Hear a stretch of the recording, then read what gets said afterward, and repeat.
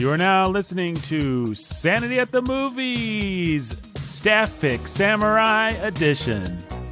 A staff pick because we are talking about Ben's yearly staff pick, and Samurai because it's kind of a samurai film, I guess. Yeah, I mean, it counts as a samurai movie. It's not like really in the tradition of the... It's more of an anime adaptation than a an samurai movie. Yeah. Oh, come on. It's a comic book samurai movie. Yeah. But the emphasis on the comic book is not like people standing in fields of wheat and then there's two slices and somebody falls down, which is what I think of as a real samurai movie, an old like black and white Kurosawa or something like that. This is a modern run around and beat up lots of guys samurai movie.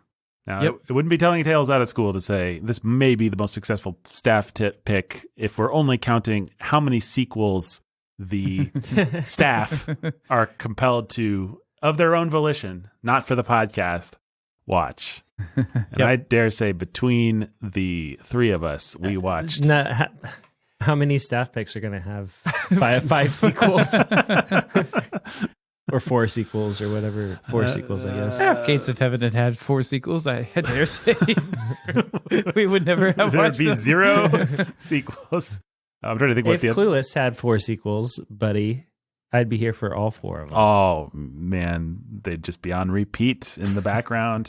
Why would I need to watch any other movies? Why would you need to watch any other movies? It's a question you alone can answer. Right. Only Jake has could get that clue. Guys, we're talking about, of course, as our listeners will already have guessed. Well, I guess they will have based on the fact that the episode is titled Rurouni Kenshin.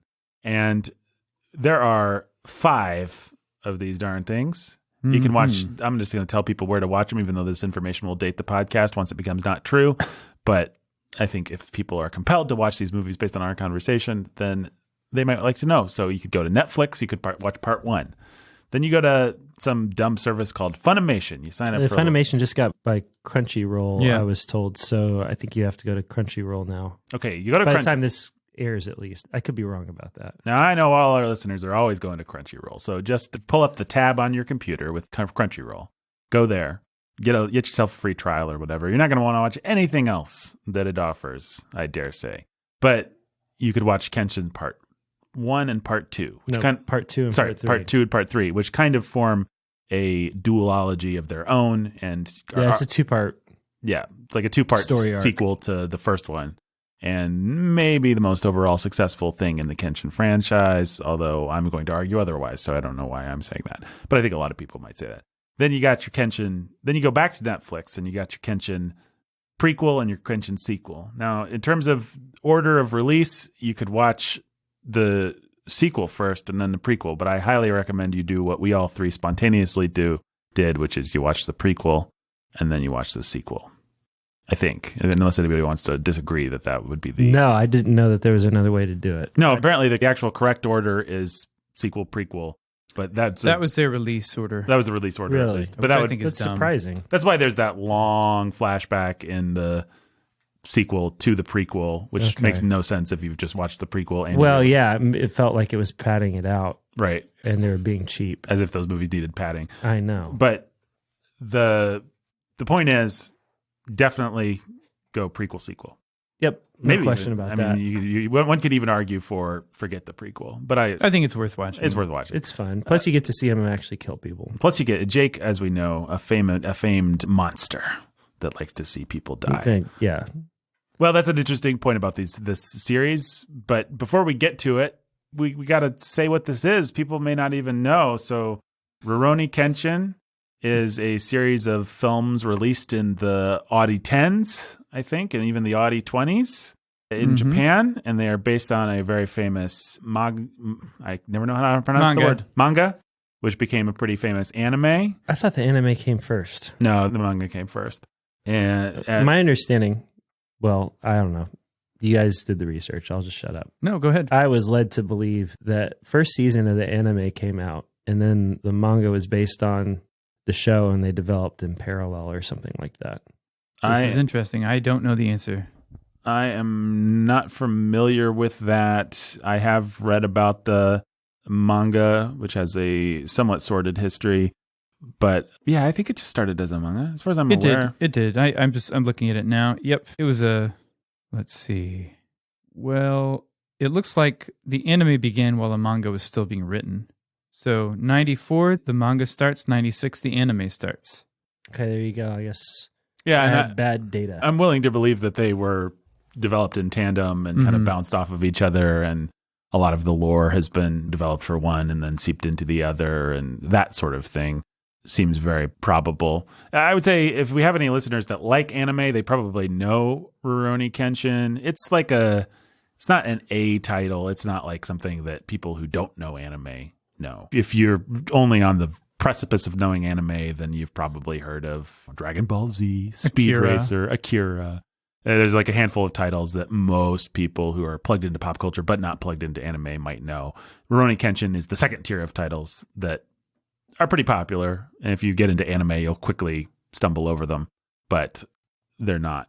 And are better than the ones we just mentioned. And are better for the most part than the ones that we mentioned. But you're going to hear about like an Attack on Titan or Cowboy Bebop. Cowboy Bebop, certainly. Or what's the one Trigun. one with the powers? They've got powers. It's like two brothers and they're like wizards or something. Full Metal Alchemist. Full Metal Alchemist. Yeah, there's like a handful of titles that most people are going to be like, I've heard that title before. And Rurouni Kenshin probably, you won't say, I've heard that title before. I certainly hadn't heard it before. Ben made it his staff pick. But yeah, they finally did a movie adaptation of this series that had been running for 20 years, 30 years now, whatever it is. In 2014 was the first one. In 2014. 2012. What? Oh, sorry. I'm bouncing around too many tabs here. I have it right in front of me. The first one was 2012. Cool.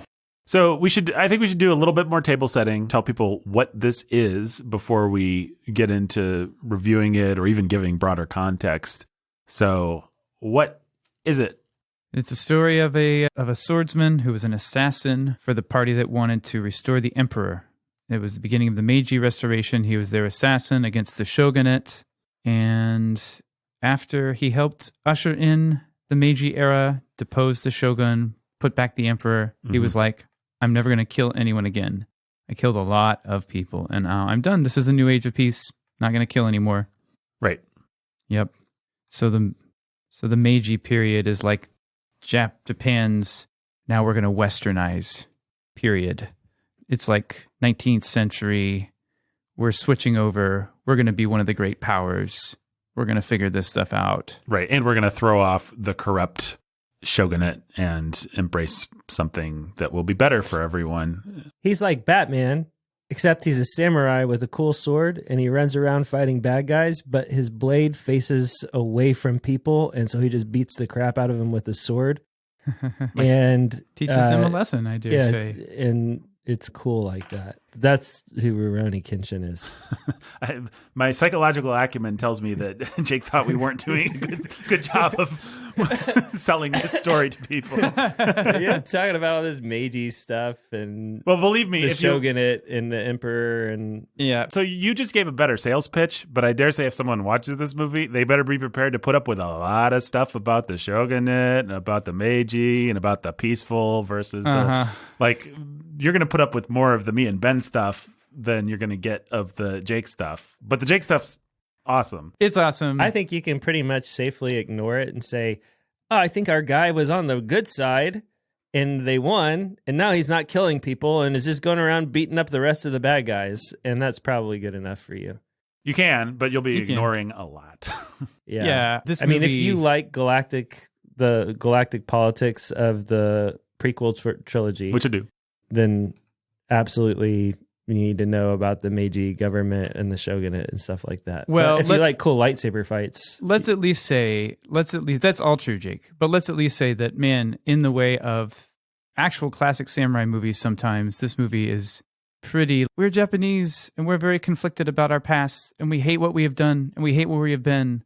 But we're here now, and somehow we have to atone for our past sins. Like, it's very that, and which it's is a samurai thing. Spend a lot of time on that. I agree with all of us. Like, I agree with Jake that the reason to watch the movie is the awesome action, lightsabers. And you put up with the other stuff, but I like the other stuff. I do like the other stuff, and there is a lot of it. If all you want is action, you're gonna have to wait a while, and you're gonna be expected by the filmmakers to invest emotionally in this Meiji era melodrama. Most of it carries because you develop affection for the characters, even if you don't care at all about the Meiji stuff. You're like, he cares.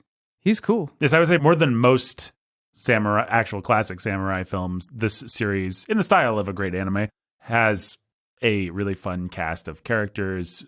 Kenshin himself has a lot of supporting characters and friends and buddies, and there's lots of like loyalty and friendship. And this guy's going to show up and he's beat up, but he still wants to help Kenshin out. Or this guy was an enemy, but now he's an ally. Or this guy there's lots of brotherhood and betrayal and stuff like that we all like if we've got any testosterone at all, which I think everyone does.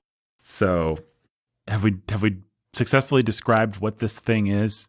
It's like a samurai action movie. It's like a comic book samurai action movie. Mm-hmm. Colorful and crazy.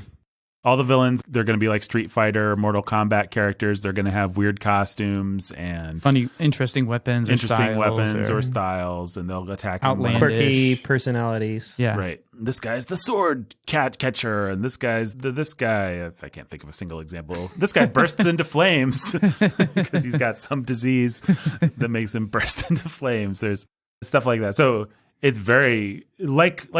It's always interesting to watch another culture's stuff because they have different senses of humor and different senses of what's serious and different senses of what is violent or what's too much or what. And so on the one hand, you'll be surprised by how goofy these films get, how ridiculous and how silly and how self-consciously silly they are.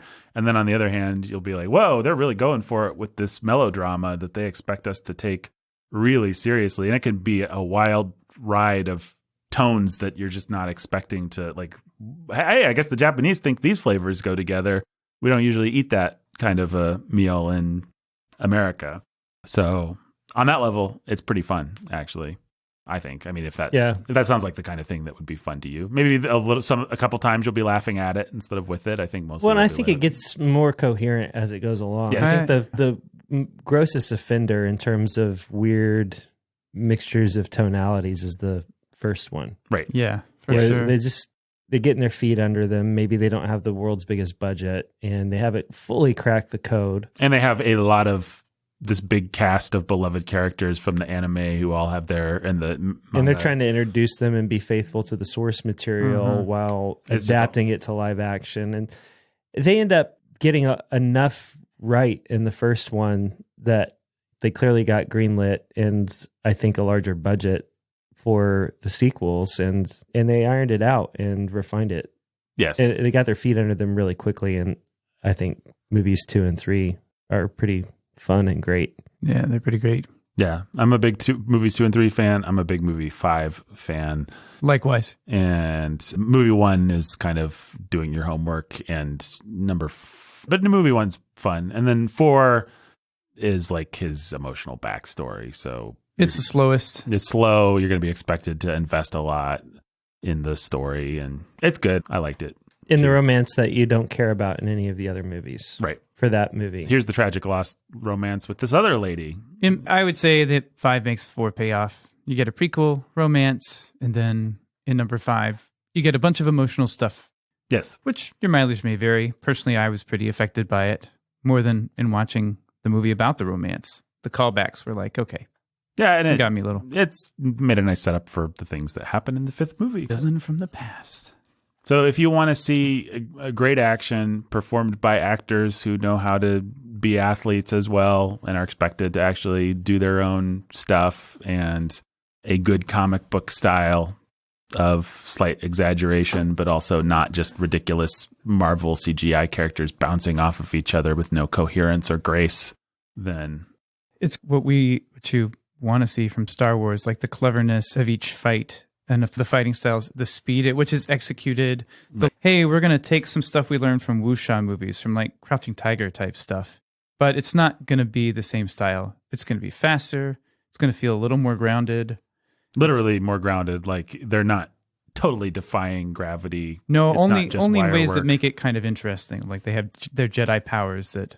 It just really, I mean, I think we all probably had the experience, and I think you will too, of just sitting there wishing that the entire cast and choreography team, and everybody was just wholesale brought into the Star Wars universe and brought under the banner of Filoni and Favreau to do something really cool and fun. Yeah. In a like High Republic, Yep. or just like a band of wandering Jedi. You know, we get the Kanan Jarrus and some other stuff like that, or we just get some other story of a post Order 66 wandering samurai Jedi in this world, and you can pull in some of these guys as inquisitors or something like that. Or you could just go back to like a High Republic or something like that, kind of height of the Jedi. They just do a lot of really cool, fun stuff with this team and these actors and these choreographers and everything. Like, it is super, super fun, and a lot of eye candy and a lot of creativity. Yeah, I mean, these movies basically, if you hated the Star Wars sequels, I recommend that you watch this. Maybe not with your kids, but I mean, it is pretty violent. But I recommend that you watch it because it is what you wanted, I think. I mean, if you're a person of sense, then what you wanted from more Star Wars movies was a better, more linear plot than George Lucas was ever able to do in those prequels, and some emotional grounding, some stuff you could actually care about, sincerity, some humor, and then great action and a light touch. Yeah, and but colorful characters. Yes. and some samurai values. I mean, we do all like those kinds of like. I mean, stories. the best.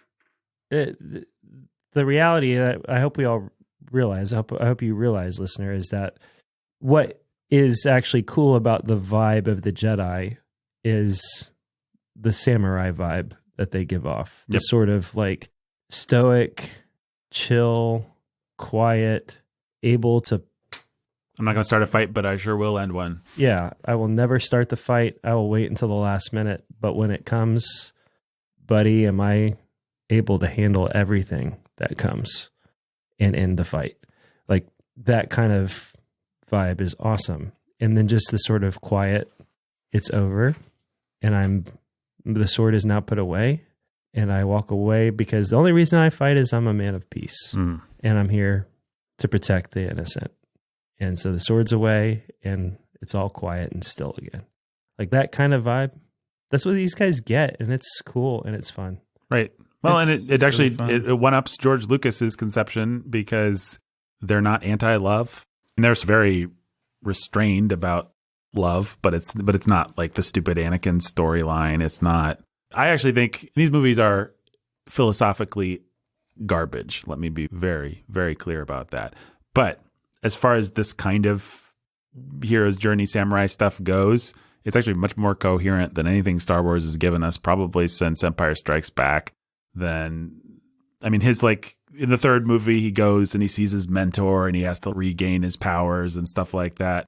And it's actually a satisfying little emotional journey that he goes on that makes some sense and tracks. And the characters, unlike a Marvel movie, they're not behaving this way with this morality in this scene, but then we need something to happen. So they're behaving this way with this morality in this scene. It all, you can follow it. So, so much of it has to do with guilt and atonement. Yeah. Right. So like part of the lesson that he's got to learn in his little arc is that in setting aside violence and caring about life, he has to actually care about his own life. Right. And not just be a reckless man with a death wish who's willing to step in and die because he hates himself for the things that he's done. But he's got to actually value all life, including his own, and have a reason to live. And it's got the whole sort of the paradox of failing to protect life is the same as ending it. Like he thinks he can be a pacifist, but how can you be a pacifist with all these bad guys in the world? It doesn't. I'm not going to say it handles those things well, but it handles them a lot better than I expected it to. It's coherent and it kind of has something to better. say. Everybody around him knows better. Everyone around him knows better, and he's not strictly speaking a pacifist. He's just an anti-killist. Right. I'm happy to beat the crud out of 2,000 guys, and I will.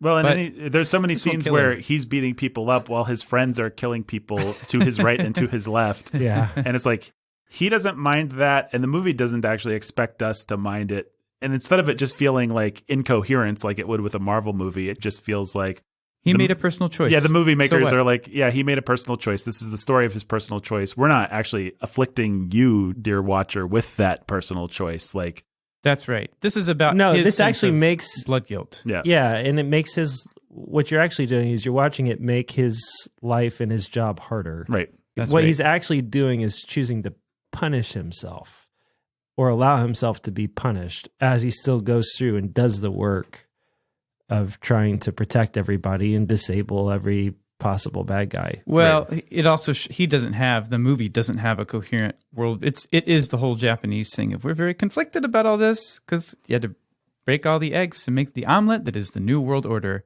And now turns out that there's a lot of blood on our hands, a lot of eggs on our hands. And But so many Japanese movies will do one of two things that I don't like. A, they'll be totally fatalistic. Like the point will be, you Right. cannot be Kenshin. He's an idiot. We're all going to die. We need to just do what we have to. Be pragmatic. There's that point of view. Or they'll be like, yay, Kenshin. Why can't everybody peace and love? And it'll just be like so phony baloney.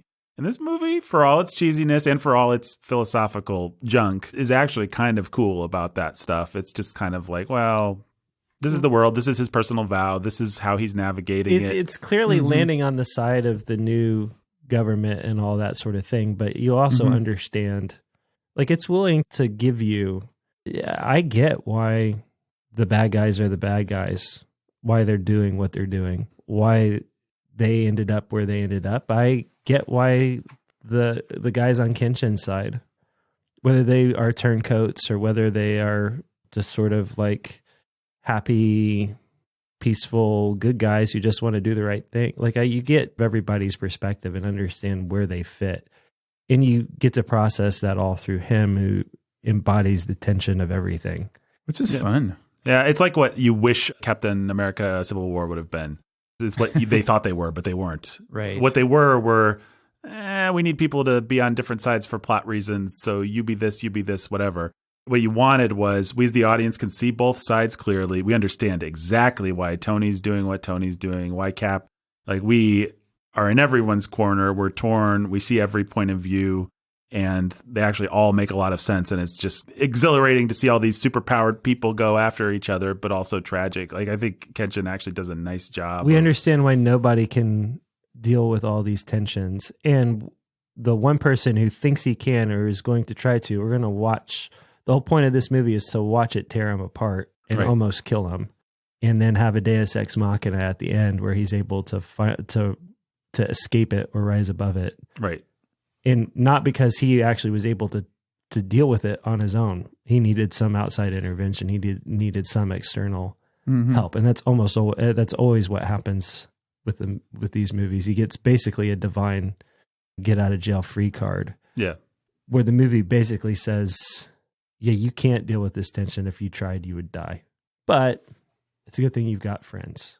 Yep. Well, that's what makes it not feel like just like a cheap thing, like a Deus Ex Machina would feel cheaply. It's like you actually have community because of what you've done, who you are. Even your attempts to live out this tension have brought you friends or like enemies. People love you or they respect you. Or they respect you enough, or even like guys who were going to be your enemies are like, fine, I'll help you. Yeah, there's two different characters that come around because of what he's trying to do, whether he's successful or not. They come to respect him, and then they both show up at crucial times in different movies. Which is really fun. And yeah, it's really, really fun. It's really fun. Both times. And it feels fair enough in its way. Yeah. Yeah. And one time doesn't just feel fair. It just is so happy. The first time it happens, I great. think it feels fair and plot. The second time is maybe a little wish fulfillment-y, but it's so... But it doesn't matter. It's But so you like like what it the so audience much. wants. It's like, oh, he's back, yay! It's the right kind of fan service. No, it's great fan It's service. like perfect. Well, in that character... He was such a tasteful villain.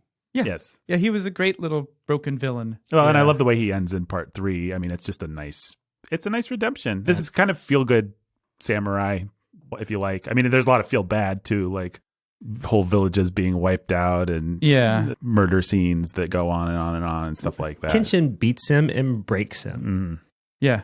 And then he disappears. And it's like a seppuku type of a moment. Like he's just obviously going to go kill himself because what else can he do? He's been broken. I think the last time we see him in 3, he's saying, Yeah, he is. Like, He's just like screaming. he's literally pulling his hair. Yeah. Like he just can't handle. There's a bunch of things like that the Japanese let happen. They're going to show a really uncomfortable emotion in a way that sells it, which American films, for one thing, we don't have the same, what's the word, semiotics? Like, we don't do emotions that way in public. We just don't do them. And we don't show those kinds of things. I found that really interesting. That's more like, this is an alien object sort of thing. Well, especially when you put it against the way we show love is they look at each other and maybe hold hands, and that's like the erotic highlight of 5 movies. I know. Which that is a samurai movie thing. Not every Japanese movie is going to be like that, but some of them will be very sexually explicit and debauched. But these are following a certain template of the way that they do those kinds of things, and it's just like you do not speak certain desires. Restraint and honor. Even post-marriage, you barely speak certain desires, which, again, I'm not saying it's a good thing, but it is really fascinating to watch. And this movie is way more, I don't want to oversell it, but it's hard not to oversell it. It's hard not to oversell it because we had a lot of fun with it, and it is so much more coherent and fun than what Marvel's given us for the last phase or two, and what Star Wars has given us since the Kennedy years. You keep saying this movie, and I think that it's important to actually say this movie series because I think if people just watch the first one, they might be like, what? Okay. The first movie has a lot of silly in it that we laughed a lot. Yes. We watched it together. We laughed a lot. We laughed at the movie a lot because it was comically bad in places. It had some stuff and I realize it's 2 different cultures, but it has some stuff that will remind you of like 80s Jackie Chan, silly villains with music is telling you how ridiculous. Really silly music, like circus clown music. I mean, if you've ever seen a classic anime from the 80s or 90s, like a Trigun or something, where there is this melodrama, but then there's this stuff that people will remember from Pokemon, just like somebody's eyes bug out, or they're like, ah! And suddenly there's like hearts. It's like that level of just ridiculous, silly, stacked up right next to high melodrama without much connection. And villainous bloodletting. Right. Just all these things one on top of the other. Yeah, it's like you're going to have this villain be pretty realistically depraved. Then you're going to have this silly stuff. Then you're going to have melodrama. And it's like they just don't see discrepancies between those things, which I kind of love. I like stories that go for it in general. I like Victorian melodrama when it's done well. I like stuff that can just be like, you know what? We're going to have a broad audience see this. And so there's got to be stuff for dad, stuff for mom, stuff for baby. Like that style of entertainment, you just don't really get. It's what Star Wars or Marvel or something aspires to be, but it's all just sort of run through a machine. I know I'm saying nothing new, but you're not actually getting something that only dad and mom can just sort of kind of nod and be like, oh, that's interesting in a Marvel movie. I'll say maybe this will be a reference point for people. I feel about the first movie kind of the way that I feel about the Clone Wars movie. The Clone Wars movie's bad. It's not a good movie, but it's got enough in it that you're like, this wasn't a total waste of life. There's some fun things going on here.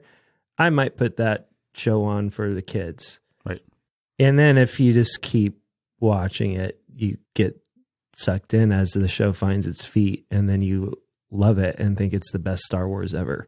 That's the way that this worked for me. That first movie was like, it was silly. It was dopey. It had some really, I think, it was some pretty B-movie stuff in the cinematography and in the score and the way it even all the worked action together. Wasn't quite there. But it had parts of the action were there. But there was enough there in the action and in the characters and in the acting that was just like, I'm bored, and that was fun, and that was light, and that was entertaining. It had the cool stuff that and a better movie would be really cool. Yeah, it was just sort of like, it had that one lightsaber fight that made me think, I remember that feeling of lightsaber fights when I was a kid, and there may be more of that in this Clone Wars show, and so, I don't know, that might be cool. And so you put on the second movie and think, well, if nothing else, I'll get a couple cool sword fights and whatever else. And you're like, actually, that was kind of great. Yeah, everything levels up by the second movie. Well, and a lot of the things that feel cinematography. goofy in the first one, I think, actually either pay off or are just revealed to be intentional, like juxtaposition. Like Kenshin seems pretty effeminate in the first movie, and his character as drawn in the manga and everything has always been androgynous. Yeah. It took me a minute to realize that he was a man. Right, exactly. I didn't know anything about it. I came to it completely blank. And at first I thought he was a pretty girl. And then I noticed the Adam's apple. Right, and I was put off by that in the first movie. By the time the series ended and you know his whole story, I mean, again, I don't want to overpraise it, but I was like, that's perfect. This guy is just a stunted boy. That's the entire story we've been telling. He's an orphan who was raised to be an assassin. Right, and he's pretty. It's not just typical Japanese androgyny. There's something about this character that actually needs to be that way, and not all the men are like that, even though the hair in this entire series is ridiculous. Everybody is going to have hair that I assume is meant to match their hair comic. in the comic, but it means everyone has like their bangs falling over their head in the most like cover of Glamour magazine or Cosmo or something way ever. Man. So there's just silly stuff like that you have to put up with. But like the first time you see the police captain dude, Saito, he's got a cigarette in his mouth. He never doesn't have a cigarette in your mouth. And you're like, oh man, that's kind of silly. And then you're 5 movies in, you're like, this guy's so cool and honorable, and he's got his cigarette. Why did they make cigarettes uncool, man? This dude makes smoking cool again. Right, exactly. He's giving me like Cary Grant vibes with the way he's handling his cigarette in this movie. Oh man. It's like, cool. I want to go. I haven't wanted to smoke a pack of cigarettes in years, but I want to now. Same. And I did. I mean, I didn't go and smoke cigarettes, but I used to. And Sojiro, the effeminate little adversary, is like that. There's any number of things where you're like, oh, they're just being weird in Japanese. And then they actually end up being an integrated, interesting part of a pretty well-told story with interesting characters and stuff. Yeah, that's fun. Oh, another thing about the action scene. I kept thinking as I was watching, one really fun part of his fighting style is that if he had a regular sword, the fight scenes would be really fast. Right. Because he's hitting these incredibly powerful bad guys with a blunt sword while avoiding their death blows. Right. It takes him like 10 minutes sometimes. Yep. Whereas if he just had a regular sword, he would win most of the fights that he has, like really fast, which is very, very fun, I think. I mean, it is like you give your guy a crazy handicap and you still make him win. Yep. It's just fun. It is the part that's the most kind of just, well, you do realize to incapacitate all these guys, like you're paralyzing you're breaking bones. Many of these people would rather be killed than whatever it is that you're doing to them. But yay for you. Many of them are still going to die of internal injuries and all kinds of things. They're not going to be permanently handicapped. It's amazing. Yeah. We're talking blunt force trauma to the head with steel, and to the ribs. But there is a comic book element of look, he's getting up again. He's learned his lesson now. Right. Like that kind of thing. Well, and it's like every Sort of time an he fights a A-team. boss, it's like the movie always contrives a way out one way or another. But it's like, what is Kenshin's goal here? Like, once this guy's beat up, he's going to go convalesce and then we'll be back to square one. Like, what are we even aiming for? But it doesn't matter. It doesn't matter. It's a conceit that you have to just accept. If your brain can't accept it, then you just won't like this series, and then you'll be the poorer for it. Mm-hmm. So, all right, I think we've established what this is. So, Ben, you prepared some brief context on manga. Sure, let's go backwards to the manga. Well, manga is a big thing. Manga is Japanese comics. It's a massive thing in Japan, and it's every imaginable genre. A lot of our listeners, guessing, probably already a little bit plugged into this world. They know what this stuff is. They've seen it at the library because it's spread all over America. I mean, in Japan, it's massive, and every age group in Japan reads manga of some kind, whether that means like sports uplift fiction or pornography or samurai comic books like Rurouni Kenshin or any number of things in between. It's all over. It's every genre. And in America, too, I think adults are getting more into this stuff. I assume everyone who's our age, which is to say late 30s going to 40s, probably you came of age. Well, you definitely came of age when anime was coming of age in the United States. Like when Cartoon Network was putting stuff on Adult Swim that you'd never seen. I think heard of. most people our age probably grew up with, you saw a Miyazaki movie or you had a friend that was into anime. Like it was a thing. It's so much more a thing now. But I think even for us, it was a thing. And I think for someone even a few years older than us, it just wasn't a thing. Like maybe your friend, maybe you knew about Akira or something like that, but we grew up in a world of anime, and now so even more. I mean, even if people don't know anime, they know Spider-Verse, which is drawing its visual vocabulary so much from this is like animation itself has adapted so much of what anime did that now everybody's familiar with the tropes and the things. Avatar on not blue people, but the earth, fire, air, water, Avatar: The Last Airbender world, that takes a lot of its style from anime. Right. To great effect. Right. As the Matrix, as the just anything, Clone Wars, it's the larger Star Wars universe has done things specifically in that style. Gennady Tarkovsky or whatever that did that Clone Wars animated show. Who did Samurai Jack? He did back Samurai in the Jack, day. which is very consciously a thing. He's got this new show called Prius with like a guy fighting dinosaurs or something. That's very much that. It's just in so much a part of the culture, part of the visual vocabulary of pop culture. And anyway, Yeah. go on.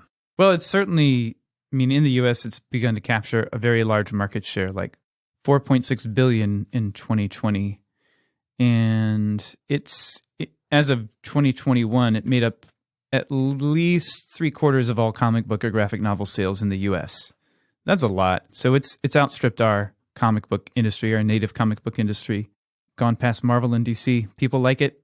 And a lot of it is really perverse. If you've ever dipped into manga or anime in any serious way, you've probably figured that out. There's just a lot of perversity to watch out for. Sexual stuff is going to pop up in things. You're like, cool, giant robots are going to fight. And then you try to watch an episode and you're like, I can't watch this. At least that would be a sensible response because it's just all through it. So manga, just here's a real brief thing about publishing demographics of manga, which I think is really interesting. There's shonen, which is a category for teen boy manga. So actually Rurouni Kenshin is shonen. It's like adventure stories, maybe more or less appropriate, but adventure stories. Dragon Ball Z is that kind of thing. Rurouni Kenshin is actually a famous, I think one of the things that went into its conception was the guy saying, hey, I should do a shonen that girls will like too. Which is, I think, you could, if you watch these movies, you'll be able to tell. Like, you can tell. There's plenty of stuff for boys and there's some stuff for girls. Yep. Yeah. And then shoujo is teenage girls primarily. So Sailor Moon, if you know what that is. Sure. Yeah. Who doesn't? Don't we all? Yeah, it's like teenage girls with powers and stuff. Seinen is adult men. It's often violent or hyper-violent. There will often be sex. So something like Akira, which is a post-apocalyptic, very violent manga turned anime movie that you may have seen. And that was one of the things that kind of went viral before things went viral on VHS. And so, again, these are catch-all categories. These are publishing categories. They're not genres. But then you've got josei, which is for adult women, and that's like trashy romance novel manga. Also some homosexual romance. Also some pornography. And then there's kodomomuke, which is like stuff for little kids, like Pokemon. Yeah. So there's all kinds of stuff. You got to be careful if you're going to dip in. I've mostly given up trying to dip into any of this stuff because I've been put off by it too many times. You could try Rurouni Kenshin. You could, that wouldn't be a bad one. That sounds good. That'd be fun. Yeah.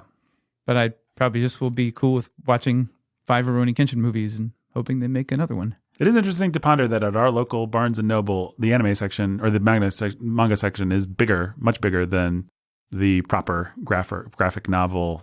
Yeah. You'd have an easier time probably finding your preferred manga in stock. I think this is my sense of it, at least, than like a particular Batman run or something. Classic I think that's Spider-Man. right, yeah.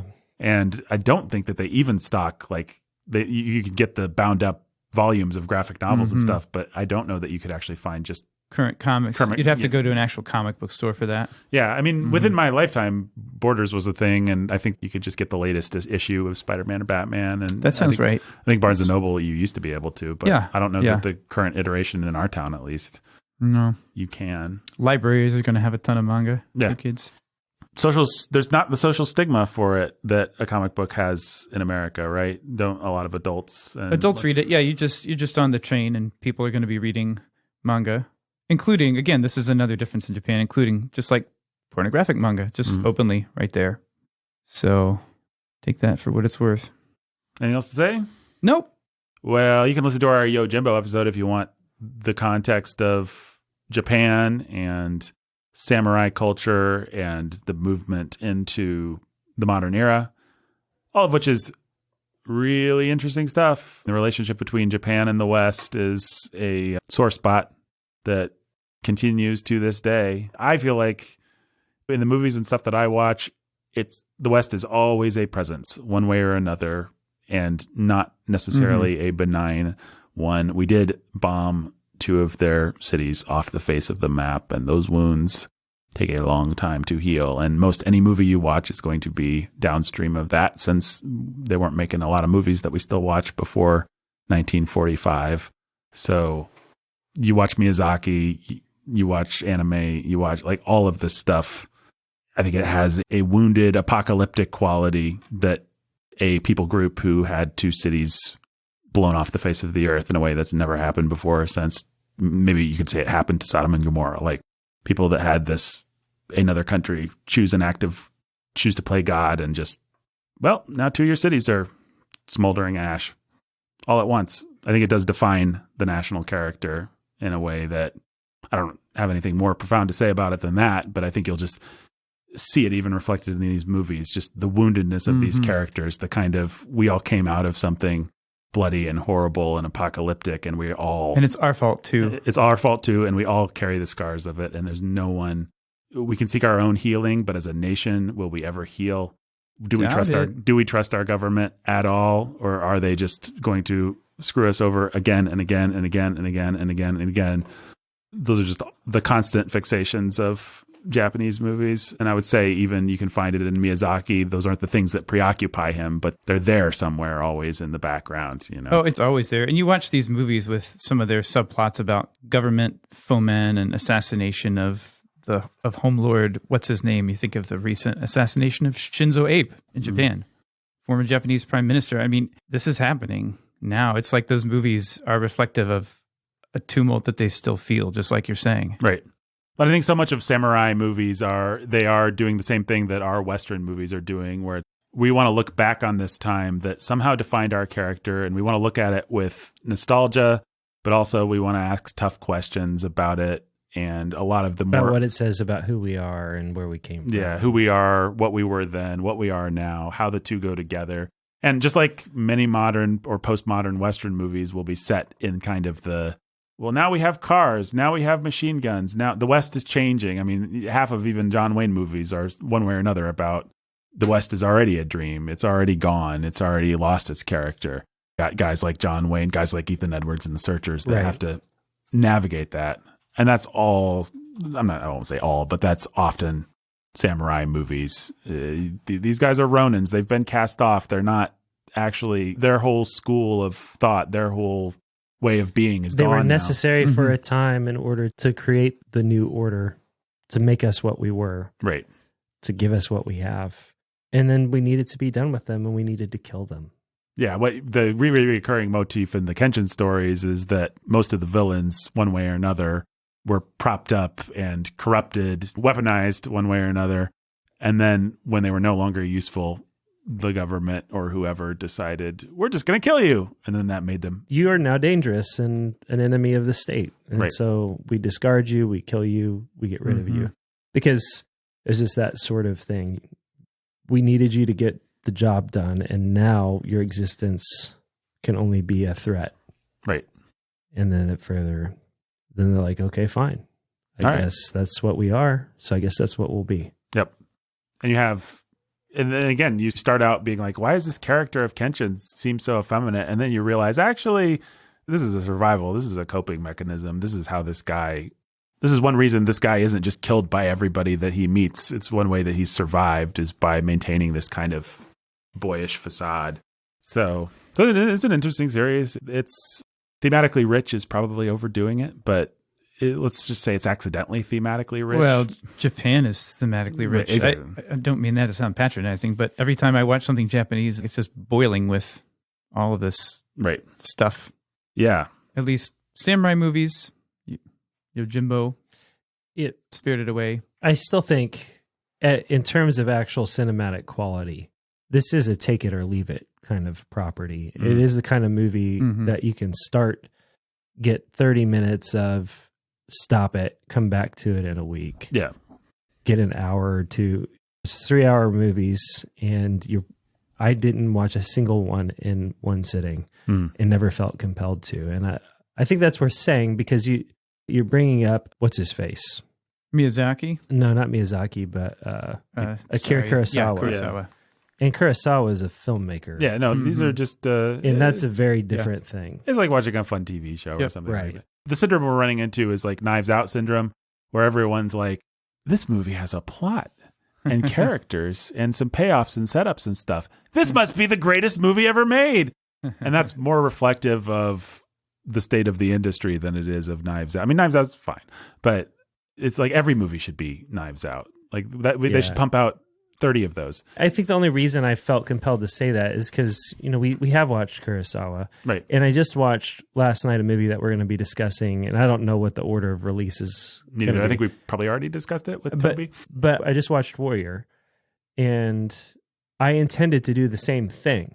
I intended to watch it in pieces because I have an early bedtime.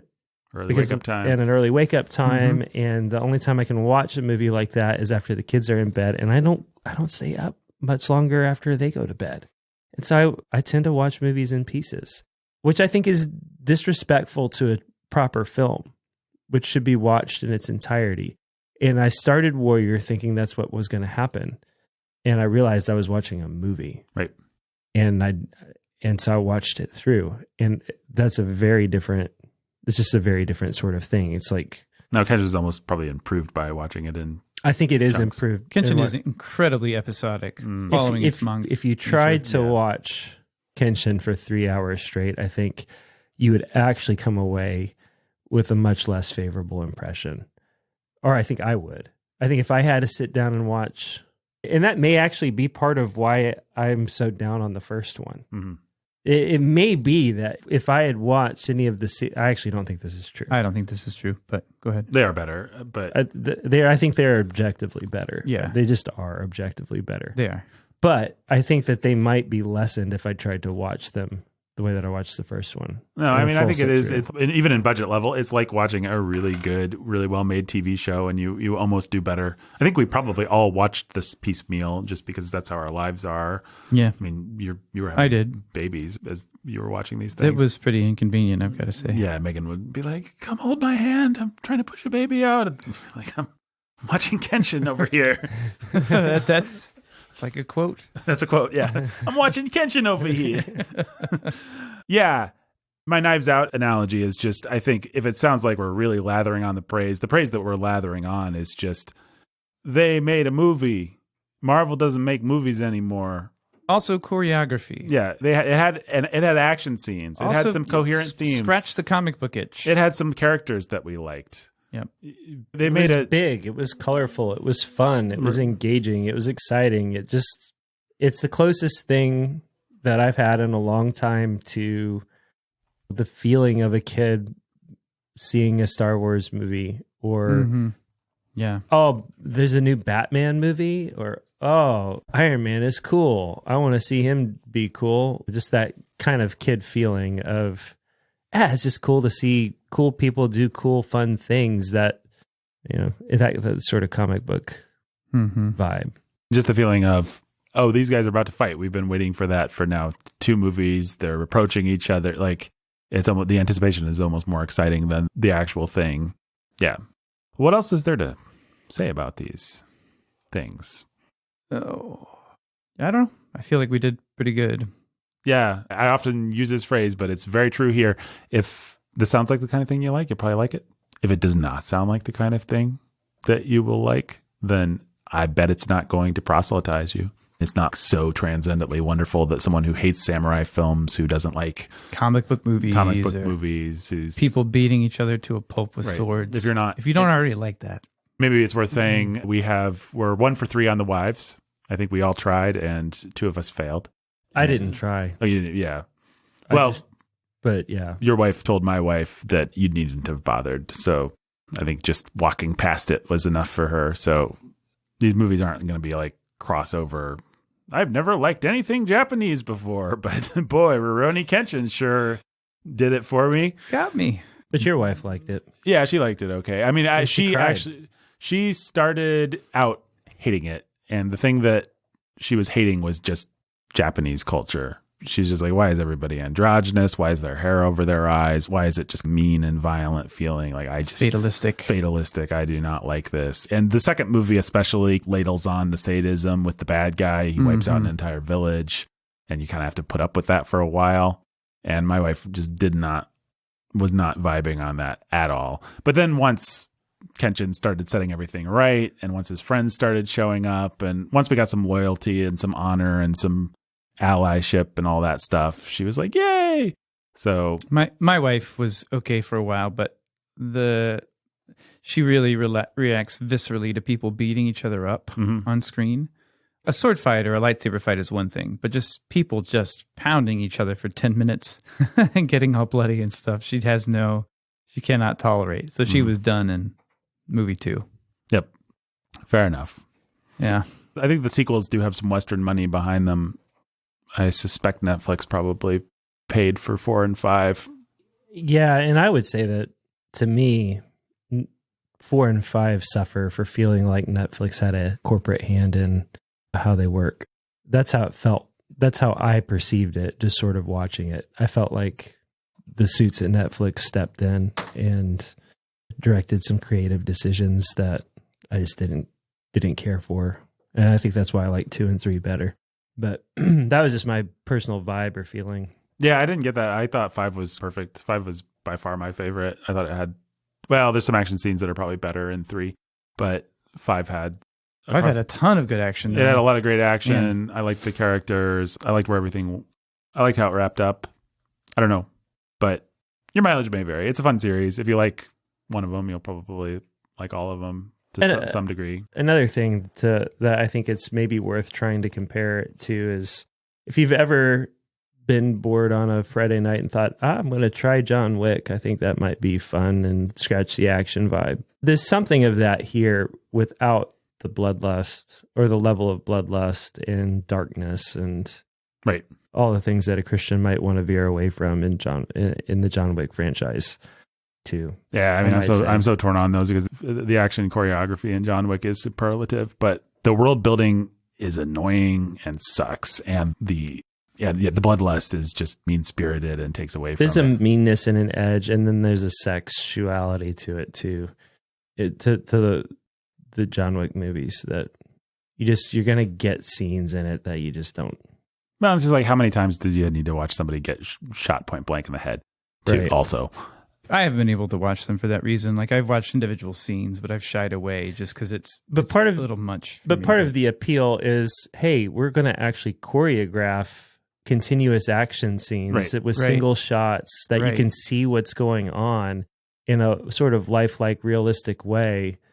That's just going to be like, that's really cool and really fun to watch people fighting in an elite, cool choreographed way. That's part of the appeal of a movie like John Wick or any of that sort of franchise where so much of modern action and modern fight scenes is either bornified or CGI'd and just lame, not fun to watch.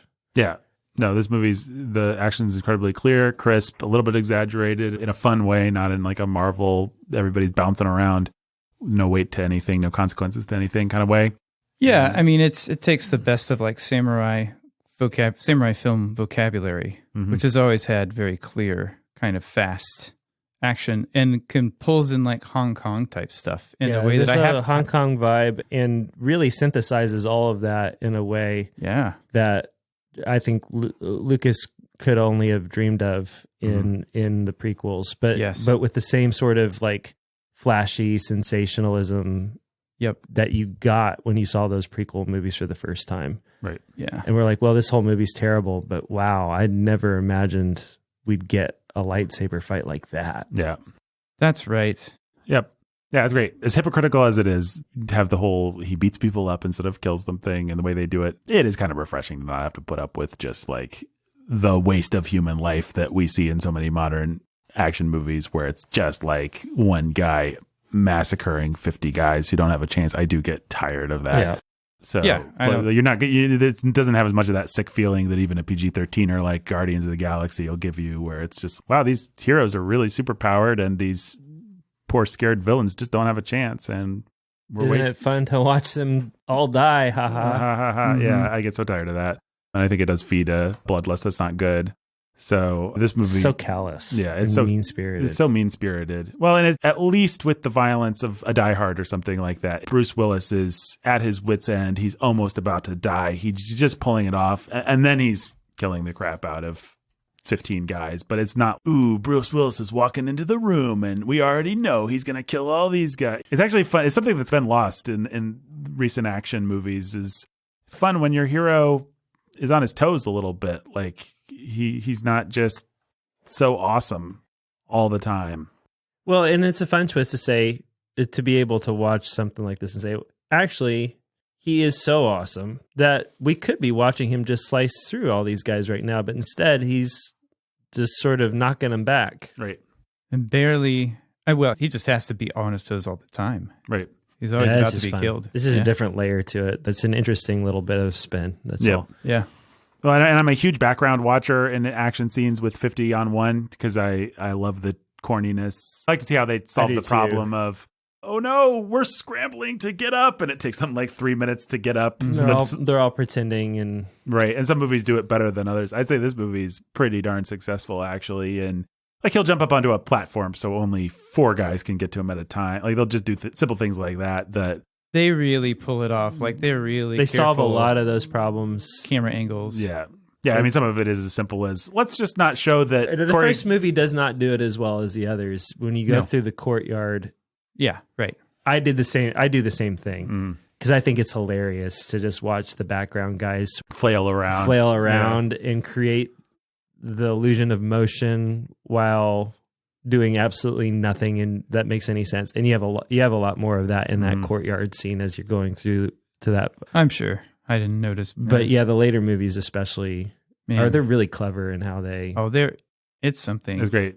Well, these huge scenes where it's like hundreds on 1 or hundreds on 2, and they really pull it off really well. It's just so a lot of fun. Mm-hmm. Yeah, and they have a boss fight where the boss is fighting our hero and 3 other heroes at once. So you have 5 separate fighting styles being filmed in long continuous shots at full speed. That kind of stuff. I don't know that I've seen stuff like that attempted maybe in Hong Kong movies, but that was fun. No, it's great. It's great. And most of these. Is that your favorite fight? That is my favorite. Shishio I watched it so many times, and I'm like, man, it just sells. Like this character would fight this way. This character. Well, the thing that Marvel forgets with their previs and their crap is Tony Stark's fighting style has to be indicative of his character. It's what great Hong Kong action cinema, great Japanese. It's what George Miller in Mad Max, Fury Road. The great action movies understand that action is character, and the bad action movies are just like, here's some action. You like action, right? Here's some slop, you pigs. And Marvel absolutely just there's Tony Stark, and then there's a suit that does what is needed and somebody thinks would look cool. Well, it just feels like we handed this over to the animators. They drew from a bank of visual cliches, like they literally plugged some things in. And so everybody's just kind of the same. And it's like, no, name any truly great action. Raiders of the Lost Ark. It's like Indiana Jones has a personality. He's tenacious. He's smart. He's this. He's wry. Yeah. All those when things you have the come out in the character action. do that, and you create a problem where you allow them to ad lib, you get something like he's just going to pull out his gun. Right. And it's such an iconic character moment. You get that too in a lot of. Even in like, I can't pull an actual moment, but I want to say like Tim Burton understood this in the first Batman movie, where there's an aspect to even somebody who's fighting in such a wooden rubber suit as Michael Keaton that was like very Batman or very Michael Keaton or was trying to be. I think those movies are actually almost better for the character beats of the action than they are for the action of the action, because Tim Burton's not much of an action director. Right, that's what I'm saying. That's what I'm saying. Yeah. What's iconic is the connection between the action and the character, and the way absolutely right. That's true. It is a projection of what you love about this character, what's unique about Batman, his cunning, his sly, Or even just, you know, we're his featuring this awareness. toy this time, you know. Yeah, like, or the Yeah, toy or whatever, Yeah. right? You know, the fact that he's gonna, I don't know, it's the the move that's been parodied, the one arm. one arm fist behind the back, get the guy who's coming without looking, the no look thing that doesn't make any sense in a real fight whatsoever. But you know, Especially not with a suit with no peripheral It's vision. Batman. But right? But he's Batman. and specifically, it's Michael Keaton. Actually, it's Michael Keaton's personality and stuff that feels good for him. And that's fun. And to be able to capture all that at full speed choreography Yeah, and feel like, hey, this is part of the story. This is actually doing storytelling work while you watch this scene. yeah. It's just so much The fun. CGO fight's probably the best for that because you do have 4 different guys. You can tell all the actors are doing stuff. The guy that plays Saito is 55 or something. He's a little slower, but but that works for the character. There's a lot of things like that. I really like the Anishi fight in number 5. Inishi's awesome. And that guy is so much fun to watch.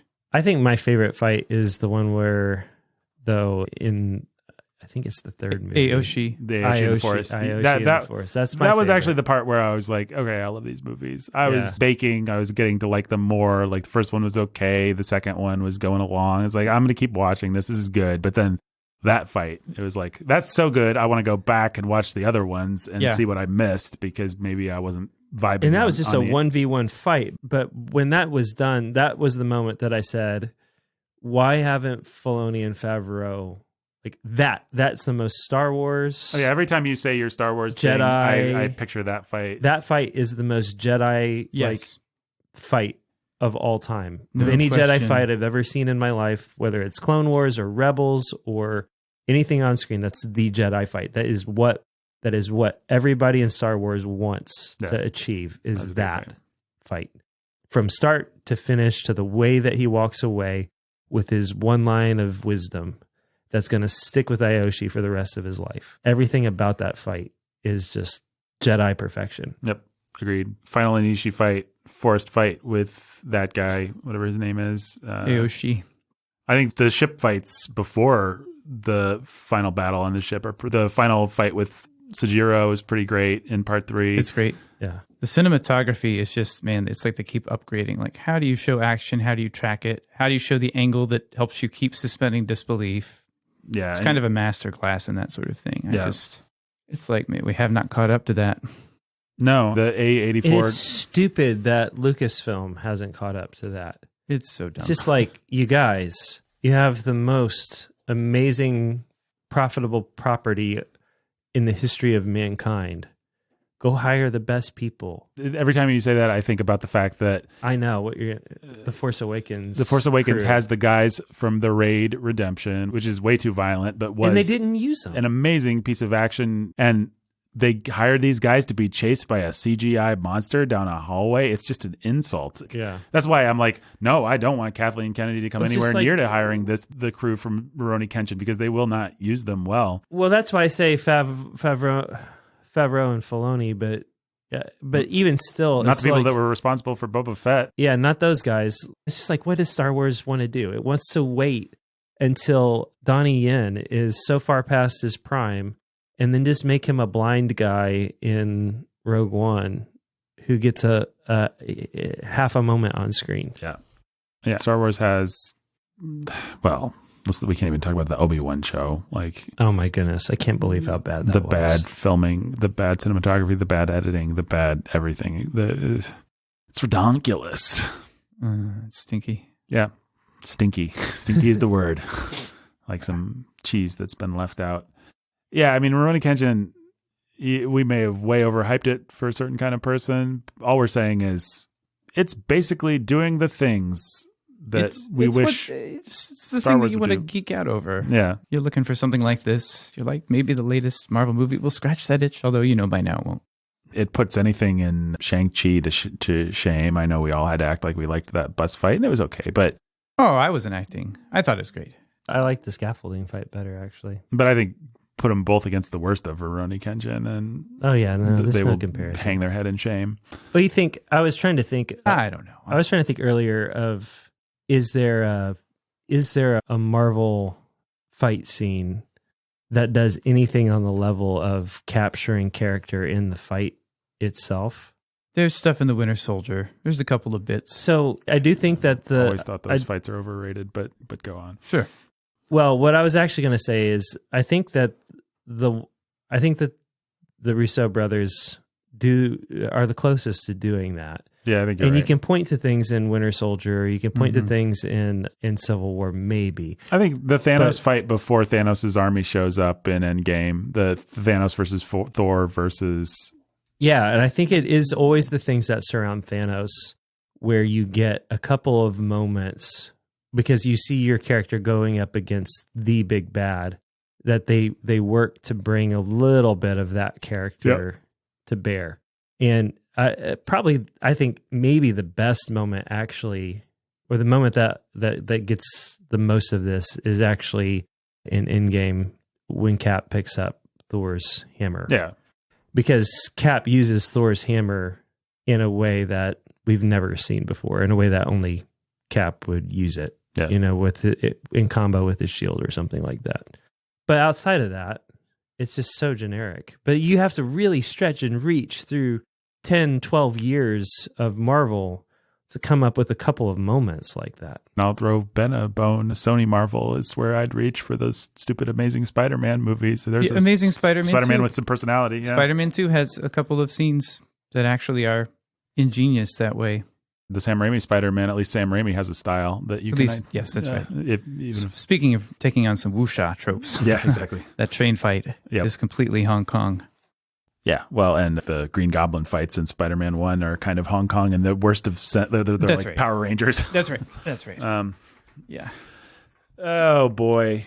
Yeah, I mean, every Marvel movie that we go see, we should have an action scene that we look back to, and it's that feels iconic. It's like poor kids today. Well, the last Marvel movie I saw was the Spider-Man movie, and you remember I sat there. I think I took my kids to it. Yeah, that's what it was. I took my kids to it, and it came out of that movie, and just sort of like, were you with it? With me? Was I there with you guys? You were there. Ben. Oh, yes, that's right. Yes, I was. So we saw it together, and with my kids. Yeah, and you come out of that movie, and there's nothing for them to play act. Can you just imagine coming out of a Spider-Man movie as a kid and not jumping around on poles and web slinging? The reteaming of Spider-Man versus we're getting Doc Ock and Green Goblin. They should all have their own iconic little action beats, but instead it's just like, here's some junk that we animated last minute. It's quite generic. I know we've said this kind of thing before, but it does get to the point where it's so bad that it does feel like a conspiracy. It does feel like they hate us. They hate artistic merit. They want to give us something that's bad. There's like a spiritual component to it. Like, we cannot give people quality. And I'm always the guy who's, there's no cabal. They're all doing what they think is right, and it's just our stupid culture or whatever. But for the fact that Marvel is so consistently bad, that Star Wars is so consistently bad, and that, as Jake said, they have all the money in the world to hire whoever, it's mind-boggling. It feels like Favreau and Filoni, sure, they could do something good, but they are not allowed to. Mm-hmm. You could name people that you respect. Supposedly, it just came out, Filoni directed the Darth Vader scene in Rogue One. So it's like, yay, anything that you like, Filoni probably did it. Okay, why isn't he allowed to just do everything? Do a movie, do a trilogy. Do the cool things that we all love. I haven't watched the latest episodes of The Mandalorian. They're supposed to be really boring and stupid. I mean, it's not that I don't like this stuff. It's that I do like this stuff. I really like geeking out about dorky action and pop culture stuff and playground. I still have that part of me. It's not dead because I've outgrown it. It's dead because they don't feed it. So even something as silly as Rurouni Kenshin and as long, and there's reasons to not tap in on Rurouni Kenshin, but it's like characters, action, fun bad guys. Like every time you meet a bad guy, he's dressed in a different cool way, and you're like, ooh, what's it going to be like when Kenshin fights that guy? I can't wait. Yep. It's no more sophisticated than that. But Marvel can't do that. Marvel can't just be like, here's the henchman. Here's the henchman, and he's got a bandana and a big stick. I wonder how Kenshin will take care of this guy with the bandana and stick. It'll be different than this guy with the nunchucks over here. And Marvel's just like, Thanos has a CGI wizard guy. Oh no. And a CGI wizard girl. No. Not CGI wizard girl. All right, I'm sorry to rant about Marvel. I mean, even Jason, the Bourne movies, as much as I like to complain about them, it'd be like, we have to activate the professor. And then you're like, ooh, who's the professor? I know. You can't wait until Jason Bourne fights the professor. And then there's nothing all that special about Jason Bourne fighting the professor. Not true. But at least you kind of feel like it's special because you're like, It's going to blow out his knees. he finally fought the professor. It's really special. The professor was Clive Owen, right? Well, yes, the professor is Clive Owen. It's a well shot suspense. Yeah, no, action scene. I was being mean. I like that scene. The one that feels more like that to me is the guy in part 2, the Carl Urban or whatever. The Yeah, but hammer. all the fight scenes of the first movie are actually pretty great. I actually like the action in the first movie. Yep. Yeah, Bourne had He some used a stuff. pencil. Well, and he jumped off that ledge and he shot the guy backwards as he was going down the ledge. Love it. That's The the time was upside down. Yeah, that's the kind of stuff that I go to an action movie for. That's the Somebody kind had to do it for the first time. Hey, I'm all for Bourne. One day, I suppose we'll talk about Bourne. But Got to. we need even more perspective, though. A few more years, and we'll talk about Jason Bourne. Well, the fifth. You know, movie. it's great to. It was fun to complain about them at the time, but so little has come out in the last several years that rivals any of it. I just don't. Hey, that Matt Reeves Batman actually had good action. True. Yeah, I'd rather go watch a Bourne movie than go back to the Batman. I'd rather watch neither, probably. But I'd watch a Bourne movie first for sure. yeah, I'd watch the first Bourne movie.